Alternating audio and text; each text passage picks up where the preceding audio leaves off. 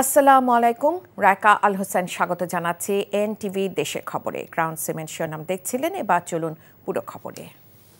কোন নীতিমালার মধ্য দিয়ে শাপলা অন্তর্ভুক্ত করা হয়নি, আবার কোন নীতিমালার মাধ্যমে শাপলা কলিকে অন্তর্ভুক্ত করা হয়েছে সে প্রশ্ন করে এনসিপির মুখ্য সংগঠক হাসনাত আবদুল্লাহ বলেন, গণভোটের ব্যাপারে ডক্টর মোহাম্মদ ইউনূসকে আদেশ জারি করতে হবে। জাতীয় নাগরিক পার্টির বরিশাল বিভাগে 3 দিনের সাংগঠনিক সফরে আজ সকালে পিরোজপুরের সমন্বয় সভায় সাংবাদিকদের সাথে এসব কথা বলেন তিনি। সকাল 11টায় পিরোজপুর উপজেলা পরিষদ মিলনায়তনে এ সমন্বয় সভা হয়। সভায় বিশেষ অতিথি হিসেবে উপস্থিত ছিলেন বরিশাল বিভাগের সাংগঠনিক সম্পাদক মুজাহিদুল ইসলাম শাহীন ও বরিশাল জেলার প্রধান সমন্বয়কারী আবু সাইদ মুসা। সভাপতিত্ব করেছেন পিরোজপুর জেলার প্রধান সমন্বয়কারী মশিউর রহমান। এখন কোন নীতিমালার মধ্যে দিয়ে শাপলা অন্তর্ভুক্ত করা হয় নাই তারা কিন্তু স্পষ্ট করে নাই। শাপলা কলিকে অন্তর্ভুক্ত করছে, এটা আসলে কোন নীতিমালার ভিত্তিতে করছে সেটা স্পষ্ট না আমাদের কাছে। গণভোট নিয়ে আমাদের অর্ডার হতে হবে, ডক্টর মোহাম্মদ ইউনূসকে সে আদেশটি জারি করতে হবে। কোনো ফেসিস্টের রেখে যাওয়া, আমাদের যে ফেসিস্টের লিগেসি যিনি ধারণ করছেন চুপ্পু, এই আদেশ দেওয়ার কোনো এখতিয়ার নেই। গণভোটের বিষয়ে যে সিদ্ধান্ত নেওয়া হোক না কেন, জাতীয় নির্বাচন 15 ফেব্রুয়ারির আগে হবে।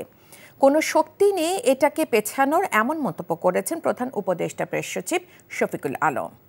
দুপুরে নোয়াখালী বিজ্ঞান ও প্রযুক্তি বিশ্ববিদ্যালয়ের জুলাই কন্যা ফাউন্ডেশন আয়োজিত একটি অনুষ্ঠানে সমাপনী ও পুরস্কার বিতরণী শেষে সাংবাদিকদের তিনি এসব কথা বলেন। এছাড়া 24শে গণ অভ্যুত্থানে পুরুষদের পাশাপাশি নারীদের ভূমিকা উল্লেখ করে তিনি বলেন, স্বৈরাচার পতন আন্দোলনে পুরুষ ও নারীরা একসাথে রাজপথে কাঁধে কাঁধ মিলিয়ে কাজ করেছে।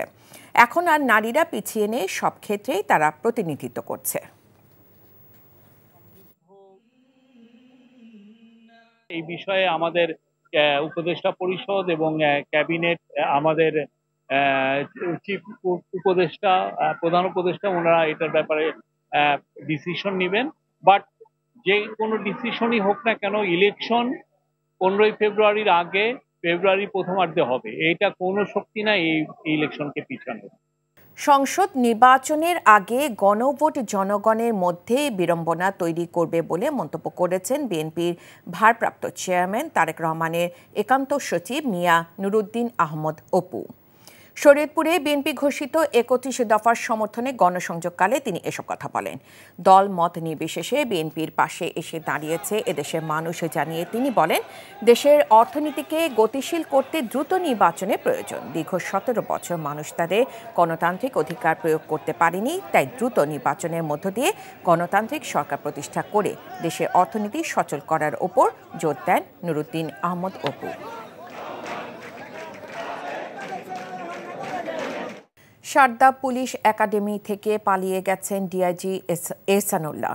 বুধবার সকালে একাডেমি থেকে তিনি রহস্যজনকভাবে নিখোঁজ হন। পুলিশ সূত্রে জানা যায়, বিচার বহির্ভূত হত্যায় জড়িত থাকার অভিযোগ রয়েছে বরিশালের সাবেক পুলিশ সুপার ও বর্তমানে সারদা পুলিশ একাডেমির সাপ্লাই বিভাগের দায়িত্বে থাকা ডিআইজি এহসানুল্লাহর বিরুদ্ধে। তাকে আটক করতে বুধবার সকালে ঢাকা থেকে পুলিশের একটি টিম পুলিশ একাডেমিতে যায়। এ সময় একাডেমিতে কর্মরত থাকলেও রহস্যজনকভাবে ডিআইজি এহসানুল্লাহ পালিয়ে যান। পুলিশ একাডেমির পুলিশ সুপার সাইফুল ইসলাম ঘটনার সত্যতা স্বীকার করে বলেন, ডিআইজি এহসানুল্লাহ বুধবার থেকে একাডেমিতে অনুপস্থিত রয়েছেন, তাকে খোঁজা হচ্ছে। হিন্দুত্ববাদী সংগঠন ইসকন নিষিদ্ধের দাবিতে মানববন্ধন ও প্রতিবাদ সমাবেশ করেছে ইসলামী সংগঠন আহলে হাদিস আন্দোলন বাংলাদেশ।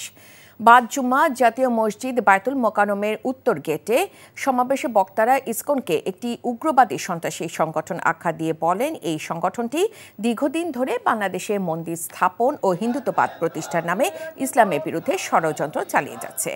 এই সংগঠনটির সাথে বাংলাদেশের সাধারণ হিন্দুদের কোনো সংশ্লিষ্টতা নেই বলেও দাবি করেন সমাবেশের বক্তারা।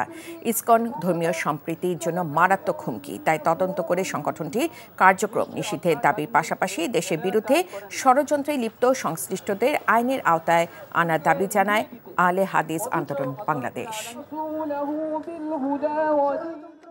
সুনামগঞ্জে ছাতক সীমান্তে ছনবাড়ি বাজার এলাকায় অভিযান চালিয়ে বিদেশি রিভলভার ও বিস্ফোরক দ্রব্য জব্দ করেছে বিজিবি। বিজিবি জানায় গোপন সংবাদে মধ্যরাতে ছনবাড়ি বাজার এলাকায় অবস্থান তাদের একটি দল। এ সময় অস্ত্র চোরাকারবারিরা পালিয়ে গেলেও কাছের একটি বালুর স্তূপের নিচে হতে পরিত্যক্ত অবস্থায় একটি বিদেশি রিভলভার, উচ্চ ক্ষমতা সম্পন্ন 250 গ্রাম বিস্ফোরক এবং 2টি ডেটোনেটর উদ্ধার করা হয়। সীমান্ত এলাকায় নিরাপত্তা রক্ষা, চোরাচালান, মাদকদ্রব্য ও অস্ত্র পাচার প্রতিরোধে অভিযান অব্যাহত থাকবে বলে জানায় বিজিবি। খুলনায় অনুষ্ঠিত হয়েছে শিশু কিশোরদের সবচেয়ে বড় প্রতিভা যাচাইয়ের প্রতিযোগিতা মার্কস অলরাউন্ডার। শুক্রবার সকালে খুলনা জেলা ও মহানগরীর স্কুল, কলেজ এবং সমমানের শিক্ষা প্রতিষ্ঠানের শিক্ষার্থীরা এই প্রতিযোগিতায় অংশগ্রহণ করে। গান, নাচ, অভিনয়, চিত্রাঙ্কন, আবৃত্তি, গল্প বলা ও উপস্থিত বক্তৃতা এসব বিষয়ে প্রতিযোগিতায় অংশগ্রহণ করে শিক্ষার্থীরা। মার্কস অলরাউন্ডার আঞ্চলিক, বিভাগীয় এবং জাতীয় পর্যায়ে এই 3 ধাপে অনুষ্ঠিত হচ্ছে। পরবর্তী আঞ্চলিক পর্বে প্রতিযোগিতা অনুষ্ঠিত হবে কুষ্টিয়া, মেহেরপুর, দিনাজপুর, ঠাকুরগাঁও, ময়মনসিংহ, ঝিনাইদহ, চুয়াডাঙ্গা ও নীলফামারী জেলায়। আগামীকাল অনুষ্ঠিত হচ্ছে না চট্টগ্রাম চেম্বারের নির্বাচন। উচ্চ আদালতের আদেশে 2 সপ্তাহের জন্য স্থগিত করা হয়েছে নির্বাচন। নগরীর একটি হোটেলে আয়োজিত সংবাদ সম্মেলনে সম্মিলিত ব্যবসায়ী পরিষদের চেয়ারম্যান শাহজাহান মহিউদ্দিন বলেন, দীর্ঘ 16 বছর পর চট্টগ্রামের ব্যবসায়ীরা গণতান্ত্রিক পরিবেশে ভোট দেওয়ার জন্য অপেক্ষা করছিল, কিন্তু একটি স্বার্থান্বেষী মহলের চক্রান্তে নির্বাচন স্থগিত হয়ে যায়। অবিলম্বে টাউন ও ট্রেড গ্রুপের 6 জনের প্রার্থিতা বাতিল কার্যকর করে দ্রুত নির্বাচন দাবি জানানো হয় সংবাদ সম্মেলনে। দীর্ঘদিনের ভোগান্তির পর অবশেষে শুরু হলো ঠাকুরগাঁও পৌরসভার সড়ক ও ড্রেন নির্মাণের কাজ। দুপুরে পৌর কমিউনিটি সেন্টারের সামনে সড়কে এই কাজের উদ্বোধন করেন জেলা বিএনপির সভাপতি Mirza Faisal Amin. Resilient urban and territorial development project প্রকল্পের আওতায় ঠাকুরগাঁওয়ে বিভিন্ন উন্নয়নমূলক কাজের জন্য বাজেট বরাদ্দ হয়েছে প্রায় 364 কোটি টাকা, যার প্রথম পর্যায়ে প্রায় 30 কোটি টাকার কাজে উদ্বোধন হলো আজ। এই প্রকল্পের আওতায় প্রথমে সত্যপীর ব্রিজ থেকে গোয়ালপাড়া সুলতানের বাড়ি পর্যন্ত সড়ক এবং মির্জা পাম্পের পূর্ব দিক থেকে নারগুনগামী সড়ক ও আরসিসি ড্রেন নির্মাণ করা হবে। লাখো পুণ্যার্থীর অংশগ্রহণে রাঙামাটি রাজবন বিহারে উদযাপন হচ্ছে বৌদ্ধ ধর্মাবলম্বীদের সবচেয়ে বড় ধর্মীয় উৎসব কঠিন চিবর দানোৎসব। দুপুরে রাজবন বিহারে 49তম কঠিন চিবর দানোৎসবে বনভান্তের স্মৃতি উদ্দেশ্যে চিবর দান করা হয়। 3 মাসে বর্ষাবাস শেষে আশ্বিনী পূর্ণিমা থেকে কার্তিক পূর্ণিমা পর্যন্ত 3 পার্বত্য জেলা বিহারগুলোতে চলে কঠিন চিবর দান অনুষ্ঠান। সবচেয়ে বড় আয়োজন উদযাপিত হয় রাঙামাটি রাজবন বিহারে। দুপুরে মঙ্গলসূত্র পাঠ করার পর সাবেক সাংসদ উষাতন তালুকদার রাতভর তৈরি করা চিবর ভিক্ষু সংঘের কাছে দান করেন।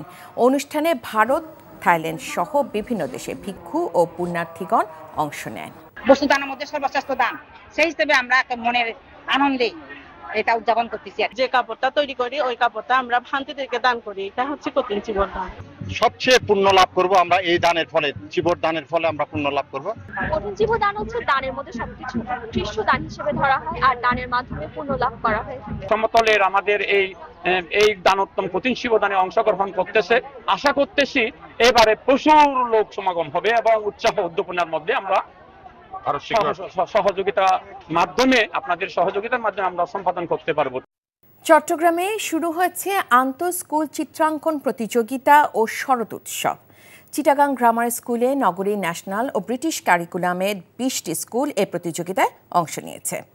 সকালে চিটাগাং গ্রামার স্কুলে প্রধান শিক্ষক তহসিন খান এই প্রতিযোগিতার উদ্বোধন করেন। চিত্রাঙ্কন প্রতিযোগিতায় চট্টগ্রামে ক্যামব্রিজ ন্যাশনাল কারিকুলাম ছাড়াও বিভিন্ন মাধ্যমে 20টি স্কুল অংশ নিচ্ছে। পাশাপাশি শিশুদের আয়োজনে পাপেট শো, ড্রাকরুম প্রদর্শনী, কুইজ, গেমস শো সহ বিভিন্ন প্রদর্শনী আয়োজন করা হচ্ছে।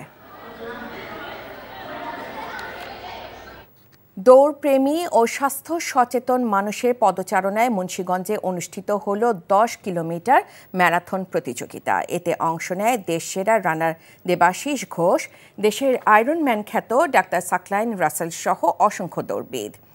জেলা রানার গ্রুপের উদ্যোগে প্রতিযোগিতায় অংশ নেন বিভিন্ন বয়সী মানুষ। ভোরে শহরের সুপার মার্কেট থেকে শুরু হয় দৌড়। আয়োজনে অংশ নেন প্রায় 4 শতাধিক প্রতিযোগী। এ সময় মেডিকেল টিম, পানীয় জল সরবরাহ, স্বেচ্ছাসেবকদের সহায়তা ও পুলিশের নিরাপত্তা সহ বিভিন্ন পয়েন্টে ছিল হাইড্রেশনের ব্যবস্থা। ম্যারাথন কেবল দৌড় নয়, এটি মানুষের ধৈর্য, অধ্যাবসায় এবং আত্মবিশ্বাসের প্রতীক বলে মনে করেন আয়োজকরা। তারা জানায় শীঘ্রই নির্দিষ্ট দূরত্ব অতিক্রম করা প্রতিযোগীদের কাছে পৌঁছে যাবে পুরস্কার। এই ছিল দেশের খবরে। এই খবরে ভিডিও সহ আপডেট জানতে ভিজিট করুন এনটিভি অনলাইন www.ntvbd.com। এছাড়াও এনটিভির জনপ্রিয় সব অনুষ্ঠান ও খবরের আপডেট জানতে ভিজিট করুন আমাদের ইউটিউব ও ভেরিফাইড ফেসবুক পেজ। 6টায় ইভিনিং নিউজ দেখার আমন্ত্রণ রইল। ধন্যবাদ সবাইকে।